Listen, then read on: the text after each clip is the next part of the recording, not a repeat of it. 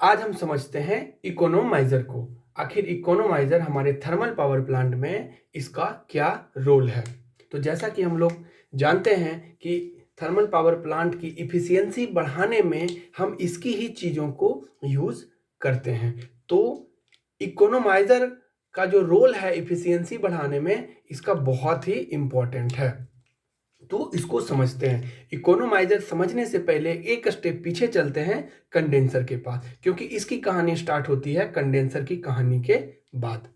तो कंडेंसर में हमने पिछले लेक्चर में पढ़ा था कि कंडेंसर जो है हमारा, वो स्टीम को वाटर में चेंज करता है। अब इस वाटर को हमको इस बॉयलर पे भेजना है। तो जैसा कि हम लोग जानते हैं कि ये हमारा बॉयलर है और बॉयलर में दो पार्ट होता है। यहाँ वाटर होता है और यहाँ पे हमारा होता है फायर, जहां पे हम लोग आग जलाते हैं, यानी भट्टी, जहां से हमारा आग जलता है। पल्वेराइज्ड कोल यहाँ पे जलता है, यहाँ पे वाटर स्टीम में चेंज होता है। अब यहां से क्या करते हैं, हमारी जो भट्टी जल रही है, यहां से धुआं तो निकलेगा ना, लेकिन जो यहां से धुआं निकलता है उसे ही हम लोग बोलते हैं फ्लू गैस, फ्लू गैसेस। और इस फ्लू गैसेस में बहुत ही ज्यादा मात्रा में हीट होती है। तो क्यों ना इसके हीट को हम लोग इसी में यूज करते हैं, तो हमारी इफिशियंसी बढ़ जाएगी। तो बिल्कुल, तो पिछले लेक्चर में हमने देखा था कि इस फ्लू गैस को डायरेक्ट हमको चिमनी में, चिमनी के थ्रू हमें ओपन एयर में छोड़ देना है। बट जब तक इस फ्लू गैसेस में हीट है, तब तक क्यों ना जगह जगह स्टेप बाय स्टेप उस हीट को यूज किया जाए। ये बहुत ही अच्छा आइडिया था। तो सबसे पहले हम लोग फ्लू गैसेस को यूज करते हैं, याद आ रहा है, सुपर हीटर में, क्योंकि वो स्टीम को सुपर हीट करके टरबाइन को देता था। ये हम लोग पढ़ चुके हैं। अब सुपर हीटर में ये फ्लू गैसेस का वर्क जब खत्म हो जाता है, इसे चिमनी की तरफ भेजेंगे। तो चिमनी की तरफ भेजेंगे तो डायरेक्ट चिमनी में ना भेजकर इसे हम लोग डाल देंगे इकोनोमाइजर में। इकोनोमाइजर में जब ये हमारा फ्लू गैसेस जो था, फ्लू गैसेस, ये इसमें जमा हो गया। जमा हो जाने से ये चैम्बर बहुत ही ज्यादा गर्म हो चुका है। अब बात आती है यहां पे, ये जो वाटर है, अब यहां पे हमने क्या करा, एक पंप लगा दिया, फीड पंप। अब इस फीड पंप से इस पानी को इस बॉयलर को देना है। और बॉयलर का काम क्या है कि इस पानी को गर्म करके स्टीम में बदलना। तो क्यों ना इस वाटर को हम डायरेक्ट इस बॉयलर में ना देकर हम क्यों ना इकोनोमाइजर के थ्रू गुजार कर देंगे। इससे होगा क्या, ये चेंबर हमारा क्या है, ये हो चुका है गर्म।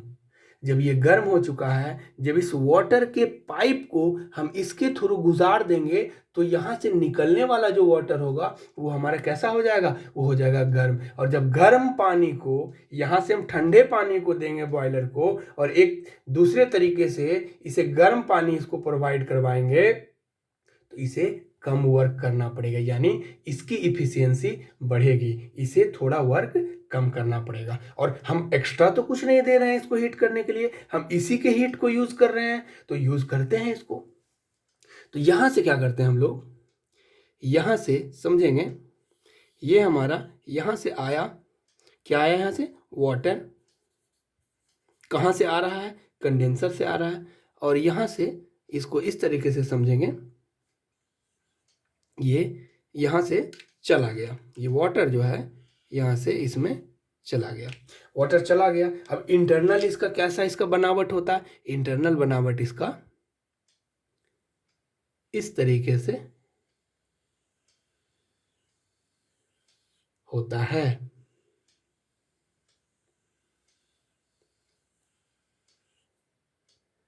अब यहां पे क्या हुआ, बात को समझेंगे कि जब हमारा वाटर यहां पे आया, ये क्या है, हमारा ठंडा है, अभी गर्म नहीं है, कोल्ड वाटर।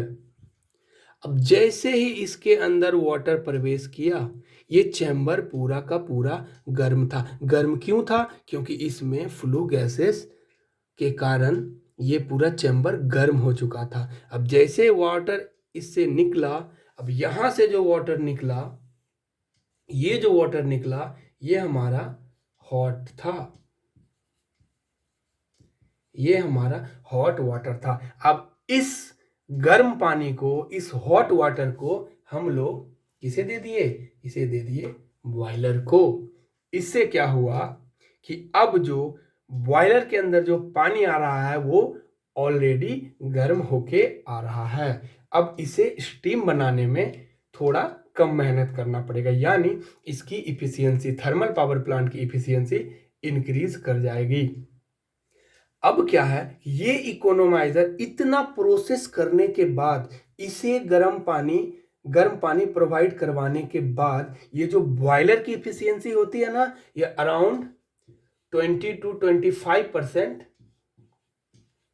इंक्रीज हो जाती है। 20 to 25% बॉयलर इफिशियंसी।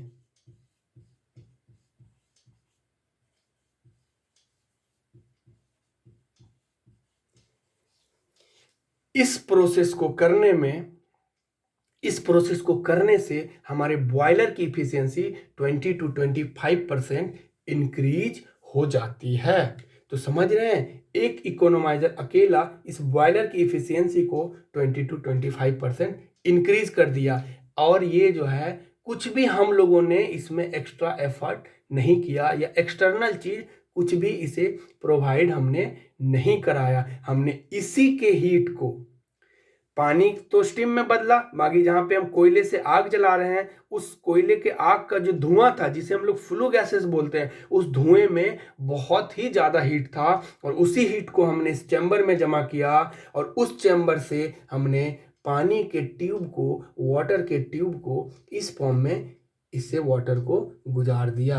अब जैसे मैंने इस वाटर को गुजारा, ये वाटर गर्म हो गया, और गर्म पानी हमको बॉयलर को दिए, जिससे बॉयलर की इफिशियंसी इंक्रीज कर गई। अब यहाँ से जो फ्लू गैसेस इसमें भरा था, उसे फिर आगे की तरफ हम भेज देंगे, इसे हम आगे की तरफ भेज देंगे फ्लू गैसेस को। लेकिन यहाँ पे देखा गया अभी इसमें हीट था, ये फ्लू गैसेस में अभी हीट था। तो एक बार हम इस फ्लू गैसेस को एक बार और यूज करेंगे।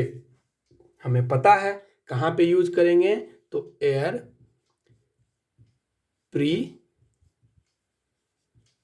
प्री हीटर में हम लोग अभी एक बार और इसे यूज करेंगे। इस धुएं को, जो हमारा धुआं यहाँ से घूमता हुआ आगे की ओर बढ़ रहा है, कहाँ जा रहा है? चिमनी की तरफ जा रहा है। चिमनी से हम उसे बाहर निकाल देंगे ओपन एयर में, लेकिन उससे जितना उसके एनर्जी को निचोड़ सकते हैं, जितना हम उसके हीट को निचोड़ सकते हैं, हम उसके हीट को उतना यूज करेंगे। हमने सबसे पहले उस हीट को सुपर हीटर में यूज किया, फिर उसी हीट को हमने इकोनोमाइजर में यूज किया, अब उसी हीट को हम एयर प्री हीटर में यूज करेंगे। तो इस एयर प्री हीटर को अब हम नेक्स्ट लेक्चर में देखेंगे कि आखिर हमारा एयर प्री हीटर क्या करता है, उसका क्या यूज है, और वो कैसे वर्क करता है। इस चीज को बिल्कुल भी नोट ना करें, इसका पीडीएफ आपको डिस्क्रिप्शन बॉक्स में मिल जाएगी। आप उस पीडीएफ को डाउनलोड करके एक एक करके आप अपने फाइल में लगाते जाएंगे। कुछ ही दिनों में आपके पास एक बहुत ही अच्छा नोट्स तैयार होगा। तो प्लीज आप हमें सपोर्ट करें, आपका सपोर्ट ही हमारा मोटिवेशन है। आप जितना हमें सपोर्ट करेंगे, हम आपके लिए उतनी अच्छी अच्छी वीडियो बनाकर लाएंगे। Thank you.